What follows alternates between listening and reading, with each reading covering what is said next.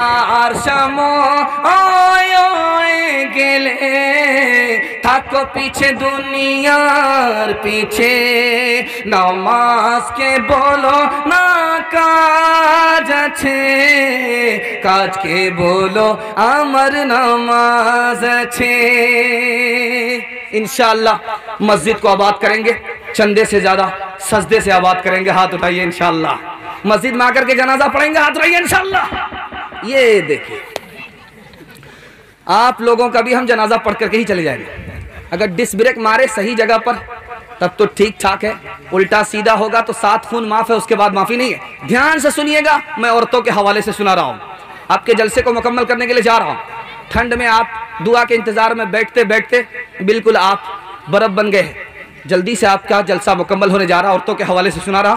आप लोग सुनने के लिए तैयार हैं? दोनों हाथ उठाइए, यहां से लेकर के वहां तक हाथ उठाइए इंशाअल्लाह। औरतों के हवाले से सुना रहा हूं।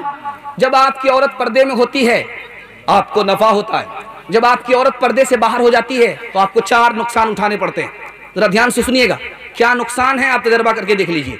आपकी औरत अगर पर्दे में है तो नफा होगा, अगर पर्दे से बाहर है तो आपको 4 नुकसान उठाने पड़ेंगे। पहला नुकसान, निकाह नहीं होगा, जिना होगा। दूसरा नुकसान, औरत पर्दे से बाहर है, हरामी बच्चा पैदा होगा। तीसरा नुकसान, बच्चे की माँ तो होगी, उसका बाप नहीं होगा। चौथा नुकसान, हमारा जवान निकाह नहीं करेगा, जिना करेगा। बताने के लिए जा रहा हूं, पर्दे में रखिए, अपनी माँ बहन को पर्दे में रखिए, ईमान भी बचेगा, जान भी बचेगी। पर्दे में रखने पर 2 फायदे होंगे, ईमान भी बचेगा, जान भी बचेगी। मिसाल दे रहा हूं, ध्यान से सुनिएगा। नींबू को काटिए, बगल में गिलास है, उसमें गाड़िए और उसको शरबत बनाइए अपने पीने के लिए। सामने आदमी जो खड़ा है उसके मुंह में पानी आ जाता है, उससे पूछिए कि भाई तुम्हारे मुंह में पानी कैसे आया? कहा कि नींबू को देखा, गारते हुए रस को देखा, उसकी वजह से मुंह में पानी आ गया। जब औरत बेपर्दा होती है तो आवारा लोगों के मुंह में पानी आ जाता है। तीसरी मिसाल दे रहा हूं, ध्यान से सुनिएगा, जो मैं आपको सुनाने के लिए जा रहा हूं। जब औरत नंगे पैर चलती है, जमीन पर पैर रखती है, नंगे पैर है, पैर में चप्पल नहीं है, पैर में जूता नहीं है, औरत नंगे पैर चल रही है, नंगे पैर चल रही है, उस पैर का निशान जमीन के ऊपर पड़ा है। पीछे से कोई मर्द आ रहा था, उसके पैर के निशान पर उसका पैर चला गया तो शैतान इस मर्द के दिल में उस औरत की मोहब्बत पैदा कर देता है। तीसरी मिसाल दे रहा हूं, इसको बहुत ध्यान से सुनिएगा। अल्लाह के रसूल ने कहा कि जमाना आएगा, कयामत का दौर होगा। कैसे पता चलेगा कयामत का दौर है? देख लो कि अगर औरत बिगड़ गई, पर्दे से बाहर हो गई तो समझ लो कि कयामत का दौर है, कयामत आने वाली है। एक किताब है हरिवंश पुराण, हिंदू धर्म की किताब है। उस किताब में लिखा है कैसे पता चलेगा कि ये कलयुग है, कयामत का दौर है। तो कहा कि जब देख लो कि औरत अपने हुस्न को बेच रही है, कयामत का दौर है। औरत अपने गरीब शौहर को छोड़ देती है, कयामत का दौर है। औरत दौलत से निकाह कर रही है, कयामत का दौर है। इतना बुरा दौर होगा, इतना बुरा दौर होगा, 5 से 7 साल की बच्ची मां बन जाएगी, 8 से 10 साल का बच्चा बाप बन जाएगा। 3 मिसाल दे रहा हूं, पैगाम को खत्म कर रहा हूं। इंशाअल्लाह अपनी औरत को बेपर्दा नहीं होने देंगे, हाथ उठाइए इंशाअल्लाह। बहन से ज्यादा साली पर मेहरबान होंगे, हाथ रहिए इंशाअल्लाह। ये देखिए, ध्यान दीजिएगा, 3 मिसाल दे रहा हूं, पैगाम को खत्म कर रहा हूं। ईरान से एक मिसरा आया, उसका जवाब किसी मर्द ने नहीं दिया, औरत ने जवाब दिया। मिसरा क्या था? वो मोती जो आधा काला आधा गोरा होता है, वो कौन सा मोती होता है? औरंगजेब बादशाह की बेटी ने गुस्ल किया था, सुरमा लगा रही थी, आंख से जो पानी टपका और चेहरे पर जो आकर के अटका तो उसको मिसरे का जोड़ा मालूम हो गया, सवाल का जवाब मालूम हो गया। ये वही मोती है जो आधा काला आधा गोरा होता है। ये आंख का आंसू है जिसमें सुरमा मिला हुआ होता है। मिसरा चला गया, हिंदुस्तान से ईरान चला गया। अब बादशाह जो कुर्सी पर बैठा हुआ था वो मारे खुशी के खड़ा हो गया। उसने कहा कि मैं उसको इनाम देना चाहता हूं जिसने मेरे मिसरे का जोड़ा लगाया है। उस बादशाह को पता नहीं कि जोड़ा लगाने वाली औरत है।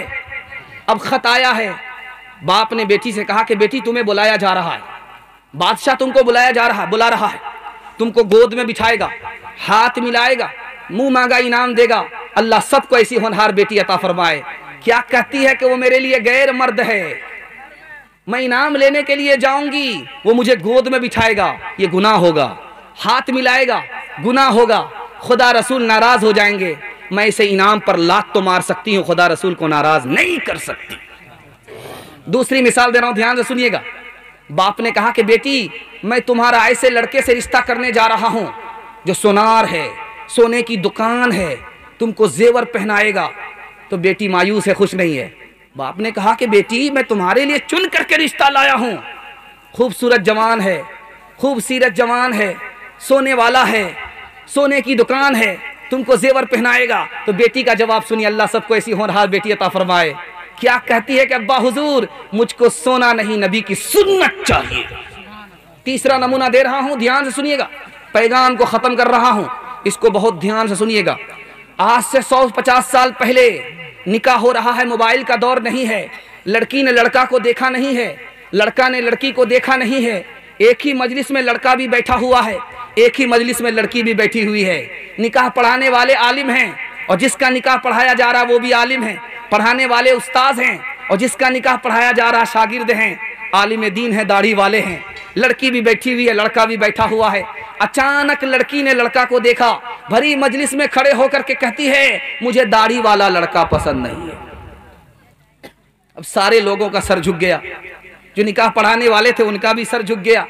उसके बाद सर उठा करके कहा कि देखो इस लड़की ने दाढ़ी वाले का इनकार किया, राज जानते हो क्यों इनकार किया?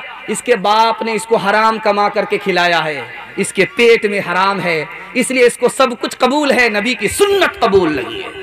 दाढ़ी को ना पसंद जो करती है लड़कियां, दाढ़ी को ना पसंद जो, दाढ़ी को ना पसंद जो करती है लड़कियां, उन लड़कियों से शादी गवारा न कीजिए, उन लड़कियों से शादी। दुनिया में औरतों की कोई इज्जत नहीं रही, बी फातिमा से अब कोई औरत नहीं रही। होटल में बैठ बैठ के खाती है नाश्ता, आंचल गिरा के सर से ये चलती है रास्ता। होटल में बैठ बैठ के खाती है नाश्ता, आंचल गिरा के सर से ये चलती है रास्ता।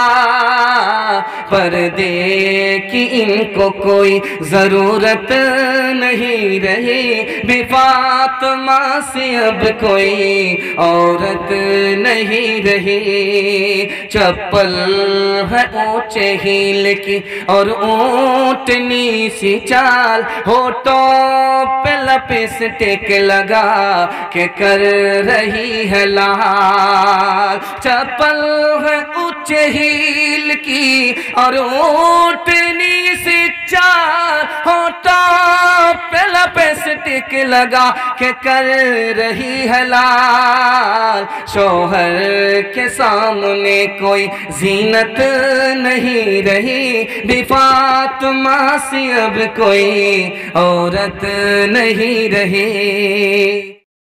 अस्सलामुअलैकुम नाजरीन, आप देख रहे हैं SB मीडिया यूट्यूब चैनल।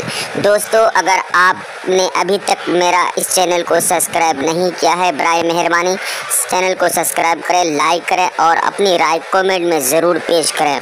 तो हमें बताएंगे आपको मेरा यह वीडियो कैसा लगा। अगर पसंद आ जाए तो चैनल को सब्सक्राइब करके मेरा हौसला अफजाई फरमाएँ। मिलते हैं अगले वीडियो में। खुदा हाफ़िज़।